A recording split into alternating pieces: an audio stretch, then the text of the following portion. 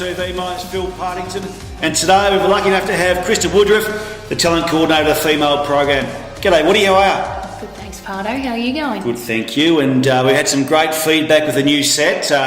Certainly well done to Liam Fitzgerald and FitZ Media, and also Jack Day, our social media manager. So we're on the ball, and here we are. Most definitely looking good. That's good. Now, Woody, last weekend with the girls program, we went down to the Shepley Oval and played the Gippsland Power. How'd we go?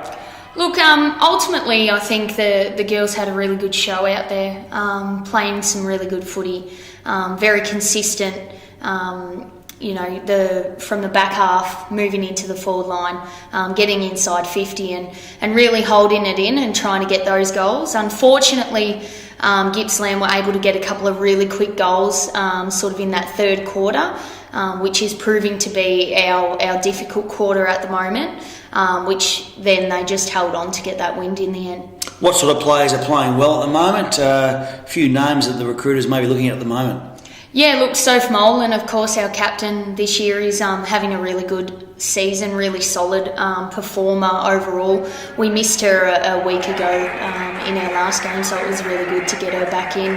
Ella Wood as well, one of the girls that's having a really good season, really proving to improve her game, and is looking good sort of through the middle and playing a little bit off halfback as well. But this week, definitely Nekaela Butler, our centre halfback, back pocket, had probably the best game I've seen her play all season.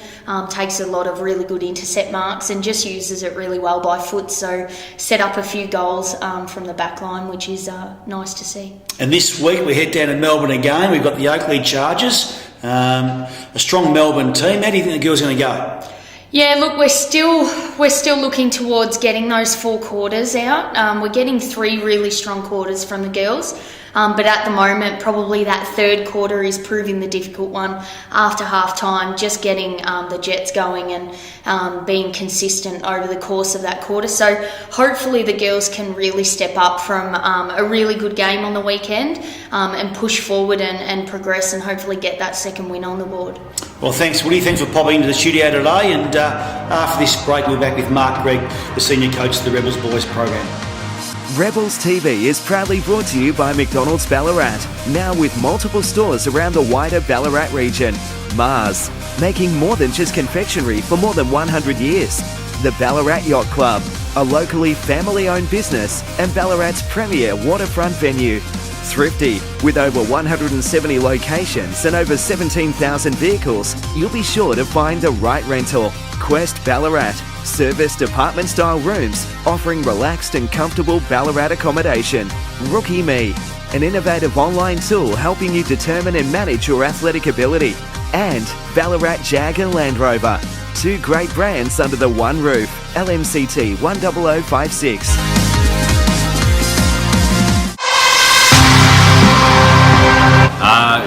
I thought it okay. I came up against some 2 tough ruckmen in the Cummings brothers, but I played my role, played behind the ball, and got some easy kicks, and fought hard all day.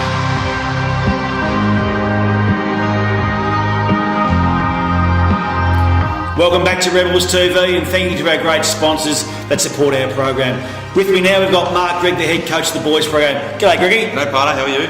Not too bad. Good. Well, good weekend for the Rebels boys program, travelling down to Windy Hill to play the Northern Territory. How did you see the game? It was really exciting in regards to we started well this week. I think Northern Territory kicked the first goal, and then we put on the next 10 goals. So previous weeks have been slow starters, but to put some scoreboard pressure on was really positive. The way we moved the ball, marks inside 50, it was really exciting. And then at half time, boys looked up at the scoreboard and probably just took the foot off the accelerator a little bit, and we kicked 7 in the second half, but so did they. But we set the game up well in that first half in particular. So we're still struggling for a 4-quarter effort for the last probably 4 or 5 weeks. Yep. As a coach, what do you try and do to try and get a 4-quarter effort out of our players? Yeah, no, we understand that at any age group, I suppose, you're going to get inconsistencies. So just make sure the boys are just staying focused as best they can. We don't want to try and give them too much information at the breaks. But it comes back to being able to just hit your basic targets by hand, foot, pick it up off the ground, and the example there being, I think Northern Territory kicked 8 goals for the game, and just looking at the champion data stats then, each of their goals come from our turnovers. So it's a pretty simple game sometimes. You just hit your target more often than not, keep the ball off the oppo, and you're certainly in the game for a bit longer. This week, a huge week for the Rebels, travelling up to Brisbane.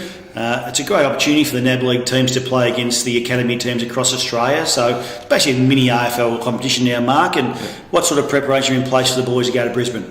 Yeah, so we'll obviously announce the team a little bit earlier this week, so the boys know. So we have a Sunday game. The regional boys will travel to Ballarat on Friday night and stay with some of the players down here, and then jump on the bus early Saturday morning, and then from there they are virtually AFL players for the next 48 hours. Got to sit on a team bus, go on a plane trip, acclimatise as best they can to the weather up there and the humidity, staying in a motel, and then travelling again. And yeah, it's just going to be a great experience for the boys, and hopefully they learn a hell of a lot from that. And we've got a couple of boys that are 19-year-olds playing the Young Guns game this week too, in James Cleaver, Jed Hill and Matty Lloyd. So how do you see that? Yeah, no, it's really exciting for those guys. I know they'd like to travel up to Queensland for the weekend, but it's a really important weekend for those guys because in the Young Guns game, obviously the best under 23s in Victoria, the recruiters are certainly going to be at that ground, and I think there was quite a few players taken from the games last year. So hopefully our boys can, put their best foot forward and just keep staying under the noses of the recruiters, and fingers crossed for the lads. And a great opportunity for under-16s last week. 11 of our under-16 boys played the curtain raise for Vic Country before our game, and I know you were watching quite closely before the game. How do you think how they played? Yeah, no, it obviously rained a little bit earlier in the day at Windy Hill, but I thought the boys, the Rebels boys in particular, played pretty well individually. Obviously it was against each other, so it's always a tough game mentally for that, but the things that we have seen over the past 2 to 3 months with them boys, we certainly saw some examples of that on the weekend.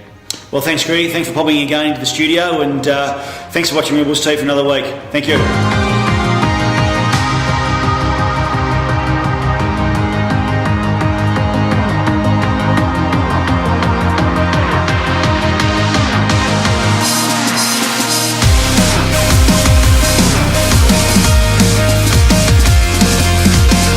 A FitZ Media production.